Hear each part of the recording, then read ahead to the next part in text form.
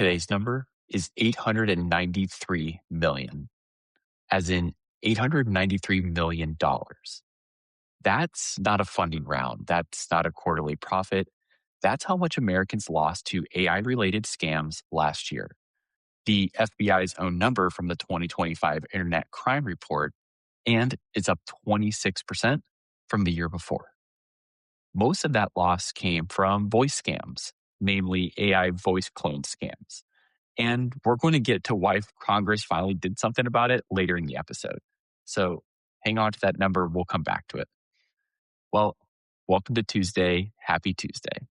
For the last year, it's felt like nearly every conversation about AI has been speculation. Will it take your job? Will it transform your career? Will it change the entire economy? Today, a handful of numbers came in that will let you actually check the math yourself. A date, a valuation, 4 stock charts, and a federal stat.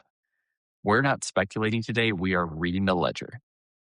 I'm Dom Michalik, and this is your Morning Intelligence for Tuesday, April 21st, 2026.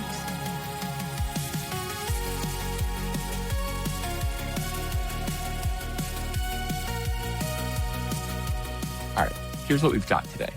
In today's lead, Meta has a date on the calendar, May 20th. That's when roughly 8,000 people are going to get the call.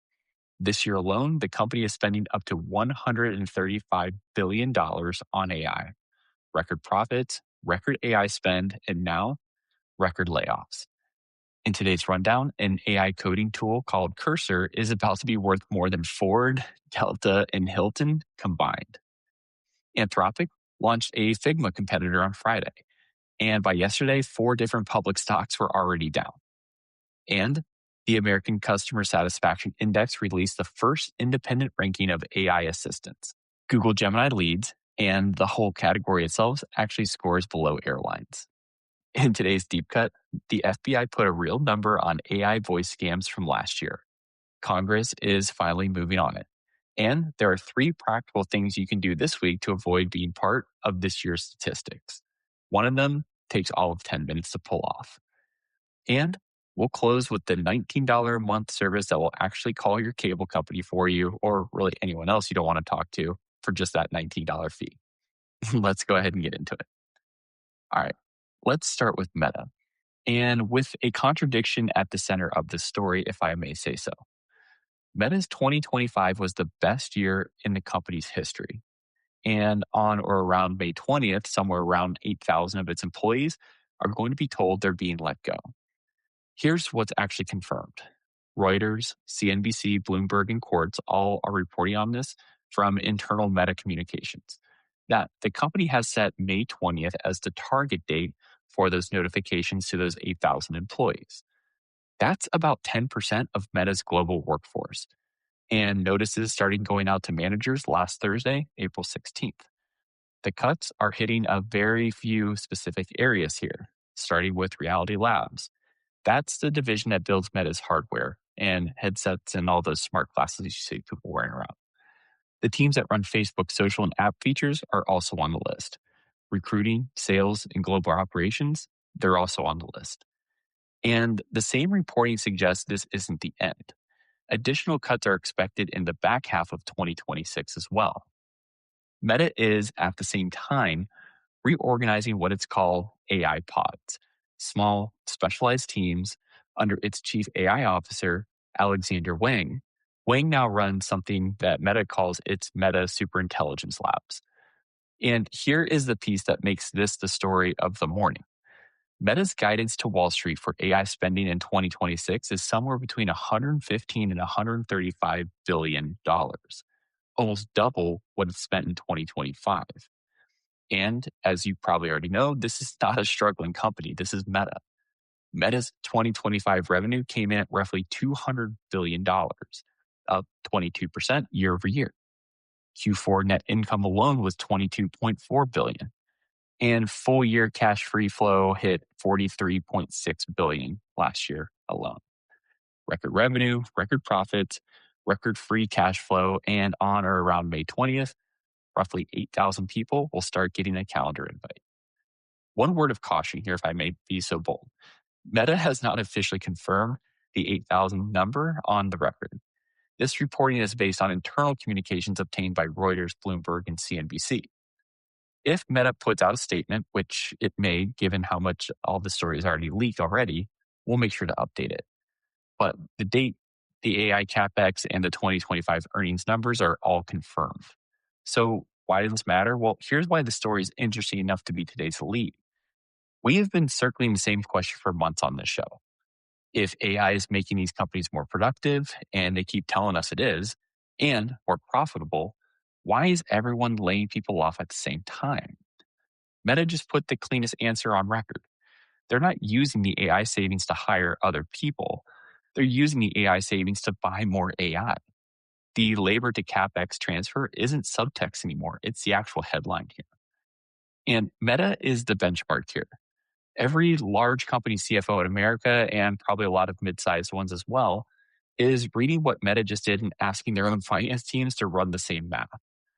The bottom line here, Meta has a date on the calendar. A lot of companies almost certainly do as well. But between now and May 20th, I'd imagine every CFO in America is going to be looking to Meta's strategy to augment their own going into the later half of this year. So keep an eye on it, because usually when Meta does something, a lot of other companies follow. All right, let's go ahead and get into today's rundown. For today's rundown, we have 3 stories, and they all live on the same scoreboard. They all kind of circulate one another. Wall Street made a decision over the weekend.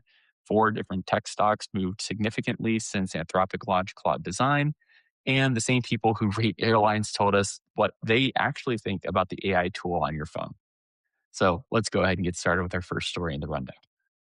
Let me start with the number that's going to be the number probably for the next week or so. $50 billion. That's the valuation Cursor is in talks to raise right now. And look, if the name Cursor doesn't ring a bell, you're not necessarily alone. I know it's fairly popular, but not everyone knows who Cursor is. It's an AI-first code editor, and your engineering team almost certainly uses it. Reporting from CNBC, TechCrunch, and Bloomberg over the last few days says Thrive Capital and Andreessen Horowitz are leading a $2 billion round, with NVIDIA reportedly coming in as a strategic investor. So, 2 things to know here. The first, 6 months ago, Cursor was valued at $29.3 billion. So the valuation has nearly doubled in 6 months alone. The second thing, the revenue behind that valuation. In January of last year, Cursor was doing about $100 billion in annualized revenue. By February of this year, that number is $2 billion. And they're projecting a $6 billion annualized run rate by the end of the year. You might never have opened Cursor before, and that's fine. But at a $50 billion valuation, Cursor would be worth more, on paper at least, than Ford, Delta Airlines, and Hilton Hotels combined. So what? AI coding tools are not a category that lives inside of tech Twitter anymore. Wall Street has taken notice and has decided, with actual dollars, this is a category on par with the industries that shaped the 20th century. If you manage a team that ships software and you're still not running a pilot on one of these tools, you're past the window where that was probably optional. All right, our second story in the rundown. Last Friday, Anthropic launched something called Claude Design. It's a research preview with a simple pitch. You type something like, build me a Q3 pitch deck with 4 charts in our brain colors, and Claude just goes ahead and builds it. Prototypes, slide decks, one-pagers, a full design system. You can even read your team's code base and your design files and then generate a design system to match it. By Friday's market close, Figma, the software a lot of designers you probably work with use, was down about 6.8%. Figma has now fallen more than 80% from its post-IPO peak. And it wasn't just Figma who took a tumble. Adobe closed down 2.7%, Wix 4.7%, and GoDaddy fell 3%. One product launch and 4 public companies took a hit simultaneously. There's a detail that isn't getting enough coverage here, though. Anthropic's chief product officer, Mikey Krieger, quietly stepped off Figma's board of directors a few days before the launch of Claude Design. Whether that's polite or pointed is up to you to decide. So what? Well, if you spend most of your week inside of Figma, expect a procurement conversation in the next 90 days. A lot of people are going to ask whether Claude Design can replace a $15 per seat per month line item. Know what you'd lose if the answer is yes. All right. Our third story in the rundown. And this is the study a lot of us have been waiting for, at least I have been waiting for. I've been really looking forward to this one. The American Consumer Satisfaction Index, the same organization that rates airlines, hotels, banks, mortgage lenders, released its first ever AI platform study last Thursday. Actual consumers rating the AI assistants they actually use. Here are the scores on a 0 to 100 scale. Google Gemini, 76. Microsoft Copilot, 74. Claude and ChatGPT tied at 73. Grok and Perplexity tied at 71. The overall satisfaction score for AI platforms as a category came in at 73, which is lower than the score for airlines, funny enough. Lower than social media, lower than mortgage lenders. Let me say that one more time. The industry everyone is telling you is the future of work scored worse than the industry that makes you stand in line for security check-in. Okay, here's the twist that actually matters here. Paying subscribers are much, much happier. ChatGPT jumps from 73 to 80 if you're on a paid tier. Gemini jumps to 82, which suggests the free tiers are doing most of the dragging here. Top complaints across the board is a loss of human interaction and concerns about information quality. So what? Well, if you're picking an AI assistant for your team and you've been defaulting to ChatGPT because it's the brand everyone knows, this is your permission slip to Pilot 2 before you actually sign that contract. Actual customers rank Gemini and Copilot higher, surprisingly enough. All right, quick pause here. If you found this episode useful thus far, if, I don't know, the meta numbers helps you have a better conversation, or if the AI scoreboard shocked you and you want to share it with someone, I want to ask you to take a few seconds here to share this episode with someone you know. Just one person, whether it's a chat, email, text message, LinkedIn, DM, whatever it may be. If you share it with them, it helps the show grow. And I would greatly appreciate it if you took the time to do that. Thank you so much. All right, let's get today's deep cut. Okay, after an episode full of numbers about companies, let me bring it back to one from the top of the show. $893 million, the amount Americans lost to AI-related scams last year alone. One more FBI stat to hold alongside that one. AI-generated deepfakes now account for roughly 11% of all global fraud attempts. Not 11% of AI fraud, 11% of all fraud, period. And most of that 893 million came from voice, the AI voice clone scams. It's the one where a parent gets a call that sounds exactly like their kid in trouble. The one where the CFO gets a call from someone who sounds exactly like the CEO asking to wire money urgently. The one where the AP employee gets a voicemail that sounds exactly like a longtime vendor asking for an updated payment address. Pindrop, a company that specializes in voice fraud detection, reported last month that deepfake voice fraud attempts against businesses are up 1,300% in the last 18 months alone. That's not a typo, 1,300%. Here's the new part of the story, though. Senator Maggie Hassan of New Hampshire and Senator Lisa Blunt, Rochester of Delaware, along with a set of Republican co-sponsors, introduced a bill called the AI Fraud Accountability Act, Senate Bill 3982. It creates a new federal offense for using a person's AI-generated voice or likeliness to defraud other people. It carries up to 3 years in prison and hands civil enforcement authority to the FTC. And last Thursday, Senator Hassan sent letters to 4 companies, 11 Labs, Lovo, Speechify, and Veed, all voice cloning or voice generation companies. The letters demand detailed answers on how each one prevents its tools from being used in scams. AARP has endorsed the bill, as I would expect them to do so. So why is this story worth your time? Well, here's why this matters even if you've never read the bill itself. We have all been getting weirder phone calls over the last year. You know it. I definitely know it. The distance between a stranger with a foreign accent trying to scam your uncle and someone who cloned your uncle's voice from a Facebook video and scammed your aunt is one good voice model. And that voice model is now a free download. This isn't necessarily a regulatory story. I mean, it is in some sense. It's also a consumer safety story.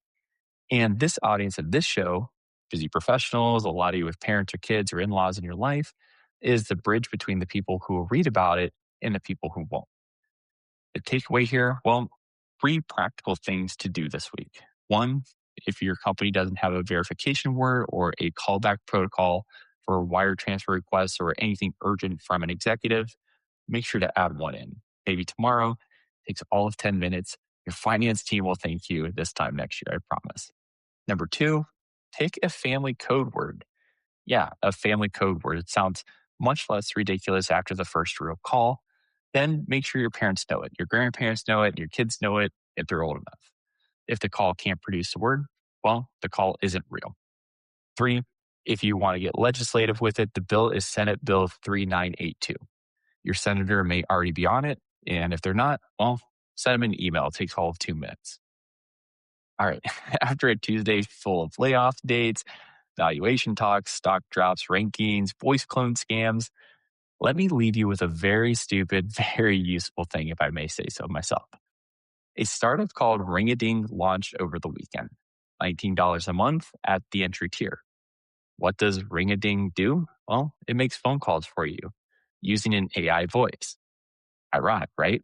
You can book a dentist appointment, call the cable company about your bill, call 3 restaurants to find out which one can actually get you a seat this coming Friday. The AI does the talking, it records the call, and it emails you the transcript. This is the first outbound AI voice calling tool you can just sign up for at a mainstream price. And yes, the technology underneath it is the same technology that took $893 million from Americans in the deep cut we just talked about. Your excuse for not calling the cable company just got $19 more expensive. All right. For tomorrow, a few teasers here. I'm really looking forward to this, actually. The MIT Technology Review kicks off its MTech AI conference today in Cambridge. They're debuting a new editorial feature called The 10 Things That Matter in AI Right Now, live from the stage. And I will be tuning in for that, and I'll be taking notes, possibly for tomorrow's episode. Anthropic's $1.5 billion copyright settlement gets final approval hearing. Obviously, we still have the Elon Musk versus OpenAI. That's now 6 days away from jury selection. And Adobe Summit is still kicking off, or it's still going in Las Vegas. And if Firefly AI Assistant gets a firm pricing and availability date, that will obviously shift how a lot of things shape up for tomorrow's episode as well. So hope to see you tomorrow. And that's Morning Intelligence for Tuesday, April 21st, 2026. If you liked what you heard, hit subscribe from wherever you're listening. Share it with that one friend who keeps asking you, hey, what's going on in the world of AI? You know who they are. I'm Don Michalik. Thank you so much for listening and have a great rest of your Tuesday.